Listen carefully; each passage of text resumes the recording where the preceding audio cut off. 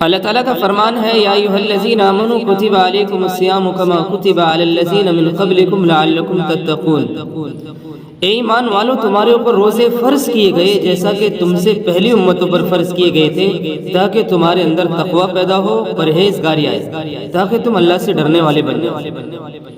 اس آیت سے ہمیں اس بات کا بھی پتہ چلا کہ روزہ صرف امت محمدیہ پر فرض نہیں کیا گیا، بلکہ اس امت سے پہلے جتنی بھی امتیں آئیں ساری امتوں پر اللہ تعالیٰ نے روزے فرض کیے۔ اور آج بھی اس زمانے میں آپ کسی بھی قوم، مذہب، ملت کو ماننے والوں کو آپ دیکھ لیں کہ ہر مذہب کے اندر روزے کا تصور پایا جاتا ہے۔ اور اگلی بات جو اللہ تعالیٰ نے ارشاد فرمائی اس آیت کے اندر کہ روزہ فرض کیوں کیا گیا ہے، روزے کا مقصد کیوں ہے، روزہ کیوں رکھا جاتا ہے؟ کہ اللہ ہمیں بھوکا رکھنا چاہتا ہے؟ نہیں، روزے کا مقصد اللہ تعالیٰ نے بیان کیا لعلکم تتقون، تاکہ تمہارے اندر تقوی پیدا ہو، تاکہ تمہارے اندر اللہ کا ڈر پیدا ہو، خوف پیدا ہو، کیونکہ تقوی ساری نیکیوں کی جڑ ہے۔ جب انسان کے دل کے اندر تقوی ہوگا، اللہ کا ڈر اور خوف ہوگا، تو جنگل بیابان میں رہ کے بھی آدمی گناہوں سے بچے گا۔ اور جب اس دل کے اندر اللہ کا ڈر اور خوف نہیں ہوگا تو انسان بیت اللہ شریف جیسی جگہ میں بھی گناہ کرنے سے باز نہیں ہے۔ صرف بھوکا رہنا اس کا نام روزہ نہیں ہے۔ اللہ کے نبی صلی اللہ علیہ وسلم کا فرمان ہے بہت سارے روزے دار ایسے ہیں انہیں صرف بھوکا رہنے کے سوا کچھ نہیں ملتا، اور بہت سارے شب بیدار راتوں کو جاگنے والے ایسے ہیں کہ انہیں سوائے نیند خراب کرنے کا اور کچھ نہیں ملتا۔ روزے داروں کی تین قسمیں، روزے داروں کی تین قسمیں۔ پہلی قسم صرف کھانے پینے کا روزہ ہے، باقی جھوٹ بھی بول رہے ہیں، غیبت بھی کر رہے ہیں، چغلی بھی کر رہے ہیں، حرام چیزوں کو بھی دیکھ رہے ہیں، اور نمازیں بھی چھوڑ رہے ہیں، تراویح بھی چھوڑ رہے ہیں، صرف کھانے پینے سے رکے ہوئے ہیں، کہہ رہے کہ جی ہمارا روزہ ہے۔ پہلی قسم، اس روزے سے زندگی میں کوئی تبدیلی نہیں آئے گی، اس روزے سے کوئی فائدہ نہیں ہوگا، یہ روزہ زندگی میں تقوی نہیں لائے گا، اور جب تقوی نہیں آئے گا تو انسان کی زندگی میں بھی کوئی تبدیلی نہیں آئے گی۔ صرف کھانا پینا چھوڑ دینا اس کا نام روزہ نہیں ہے۔ دوسری قسم روزے داروں کی، ان کی ہے کھانے پینے کا بھی روزہ ہے اور ان کی آنکھ کا بھی روزہ ہے، حرام نہیں دیکھتے، ان کے کانوں کا بھی روزہ ہے، وہ گانے نہیں سنتے، غیبت نہیں سنتے کسی کی، ان کی زبان کا بھی روزہ ہے، کسی کی غیبت نہیں کرتے، زبان سے گالی نہیں دیتے، زبان سے فحش اور گندی باتیں نہیں کرتے، ان کے ہاتھوں کا بھی روزہ ہے، ان کے دماغ کا بھی روزہ ہے، اور وہ نمازیں بھی پڑھتے ہیں، تراویح بھی پڑھتے ہیں، ساری چیزیں کر رہے ہیں، تو یہ روزہ زندگی میں تقوی لائے گا، یہ روزہ زندگی میں تبدیلی لائے گا۔ اور تیسری قسم روزے داروں کی ان کی ہے کھانے پینے کا بھی روزہ ہے، آنکھ کا بھی روزہ، کان کا بھی روزہ، زبان کا بھی روزہ، ہاتھوں کا بھی روزہ، اور سب سے اچھی بات ان کے دل کا بھی روزہ، کہ دل میں ان کے اللہ کی عظمت ہے، اللہ کی بڑائی ہے، جہنم کا خوف ہے، ڈر ہے، جنت کا شوق ہے، اللہ کی عظمت اور بزرگی ان کے دل میں ہے، اور وہ اب اللہ کے غیر کو اپنے دل میں آنے نہیں دیتے، یہ خواص کا روزہ۔ تو اس لیے بھائیو، ہماری آنکھوں کا بھی روزہ ہو، حرام نہ دیکھیں، ہماری زبان کا بھی روزہ ہو، ہماری زبان غلط نہ بولے، جھوٹ نہ بولے، ہم چغلی نہ کریں، غیبت نہ کریں، کانوں کا بھی روزہ ہو کہ ہم گانے نہ سنیں، ہم کسی کی برائی نہ سنیں، ان کانوں سے کسی کی غیبت نہ سنیں، ہمارے دل کا بھی روزہ ہو، ہمارے ہاتھوں کا بھی روزہ ہو، ہمارے پیروں کا بھی روزہ ہو۔ جب اس طریقے سے روزہ رکھا جائے گا تو یہ تقوی لائے گا زندگی میں، یہ روزہ زندگی میں تبدیلی لائے گا، ورنہ صرف بھوکا رہنا، کھانا چھوڑ دینا، پینا چھوڑ دینا، اس کا نام روزہ نہیں، جیسا کہ آج کل لوگ کرتے۔ تو روزے کا مقصد یہ ہے کہ انسان کی زندگی میں تقوی، لعلکم تتقون، تاکہ تمہارے اندر تقوی آئے۔ اور آگے اللہ نے فرمایا ایام معدودات، گنتی کے چند دن ہیں۔ آج لوگ کہہ رہے ہیں کہ رمضان مبارک کا مہینہ آ رہا ہے، کچھ دن کے بعد کہیں گے رمضان مبارک کا مہینہ جا رہا ہے۔ اللہ کے لیے ہم اس مہینے کی قدر کر لیں۔ کتنے لوگ ہیں جو پچھلے رمضان میں زندہ تھے، اس رمضان میں نہیں، اور کتنے ایسے لوگ ہیں جو اس رمضان میں ہوں گے، آئندہ رمضان میں نہیں ہوں گے۔ موت کا کچھ بھروسہ نہیں ہے۔ اللہ کے لیے اس رمضان کو قیمتی بنائیں، قرآن کی تلاوت زیادہ سے زیادہ کریں، تسبیحات ہم پڑھیں، اور ہم زیادہ سے زیادہ لوگوں کے لیے افطاریاں کرائیں، سحری کا انتظام کریں، جتنا ہو سکے خرچ کریں۔ اللہ کے نام پہ ہم گن گن کے خرچ نہ کریں۔ اللہ کے نبی صلی اللہ علیہ وسلم نے حضرت اسماء بنت ابی بکر سے فرمایا تھا، اسماء گن گن کے خرچ نہ کیا کر، بے حساب اللہ کے نام پہ خرچ کیا کر۔ اگر گن گن کے خرچ کرے گی تو اللہ بھی گن گن کے دے گا، بے حساب اللہ کے نام پہ خرچ کرے گی تو اللہ بھی بے حساب دے گا۔ اپنے مالوں کی زکوٰۃ نکالیں۔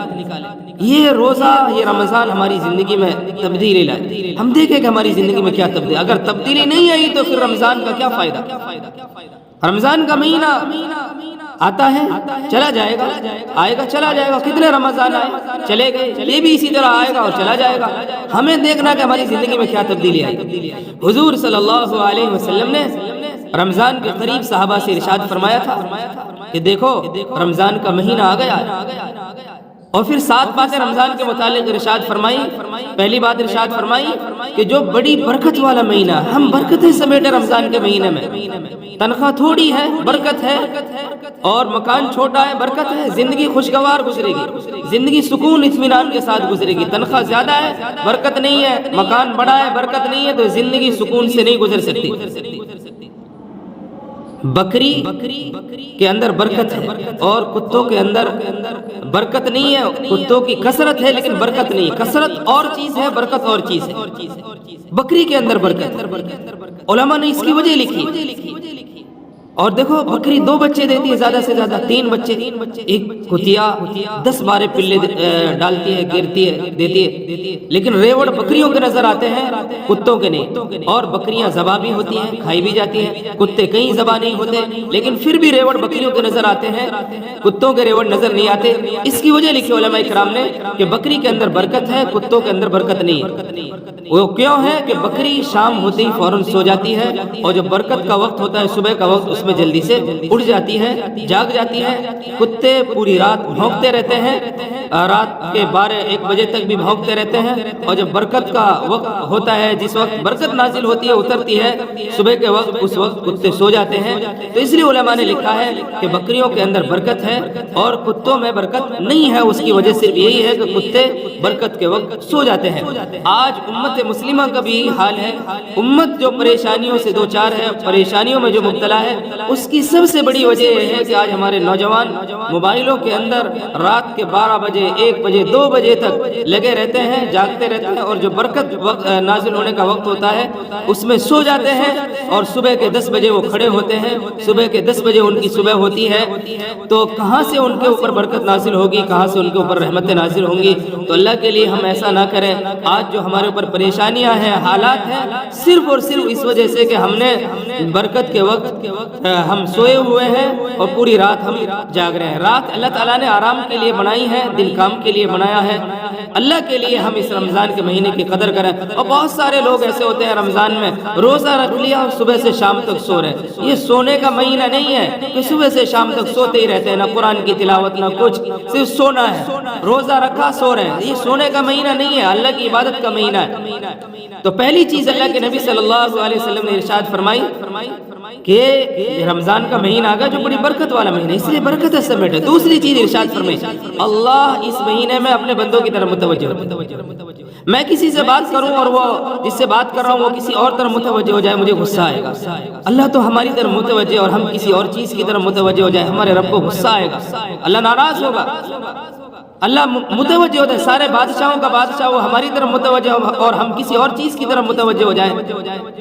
تیسری بات اللہ کے نبی نے فرمائی، اللہ تعالیٰ اس مہینے میں اپنی رحمت خاصہ نازل فرماتے ہیں۔ اللہ کی عام رحمتیں تو ہر وقت اترتی رہتی ہے، لیکن خاص رحمت صرف رمضان المبارک کے مہینے میں اترتی ہے، نازل ہوتی ہے۔ اور چوتھی بات اللہ کے نبی نے ارشاد فرمائی کہ اللہ تعالیٰ اس مہینے میں بندیوں کی خطاؤں کو معاف فرماتے ہیں، گناہوں کو معاف فرماتے ہیں۔ ہر شخص گنہگار ہے، ہر انسان گنہگار ہے۔ اللہ کے سامنے ہم اپنے گناہوں کی معافی چاہیں، اللہ سے مغفرت چاہیں، اللہ سے بخشش چاہیں، اللہ معاف کر دے گا، اللہ معاف کرنے کے لیے بیٹھا ہے۔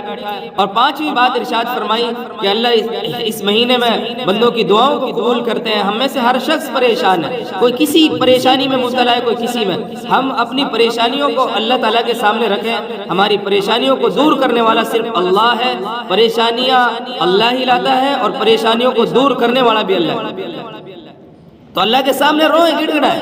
امن یجیب المضطر، کون ہے جو بے قرار کی سنتا ہے؟ بے قراری کا لفظ بتا رہا ہے کہ جو بھی بے قرار ہو کے مانگے گا، تڑپ کے مانگے گا، اللہ اس کی سنے گا، چاہے وہ کافر ہو چاہے مسلمان ہو۔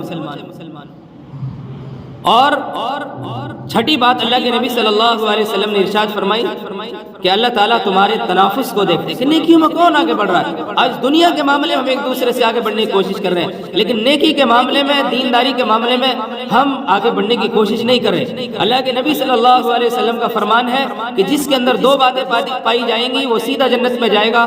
پہلی بات، جو دین کے معاملے میں اپنے سے اوپر والے لوگوں کو دیکھے اور ان تک پہنچنے کی کوشش کرے، اور دنیا کے معاملے میں اپنے سے نیچے والے لوگوں کو دیکھے اور اللہ کا شکر ادا کرے۔ لیکن آج ہمارا معاملہ الٹا ہو گیا، آج ہم دین کے معاملے میں اپنے سے نیچے والے لوگوں کو دیکھ رہے ہیں کہ جی میں جمعہ تو پڑھ لیتا ہوں، یہ جمعہ بھی نہیں پڑھتا، اور دنیا کے معاملے میں اپنے سے اوپر والے لوگوں کو دیکھ رہے ہیں۔ جب آدمی اپنے سے اوپر والے لوگوں کو دیکھے گا دنیا کے معاملے میں تو اللہ کی نعمتوں کی ناشکری پیدا ہوگی، اللہ کی نعمتوں کی ناقدری آئے گی دل میں۔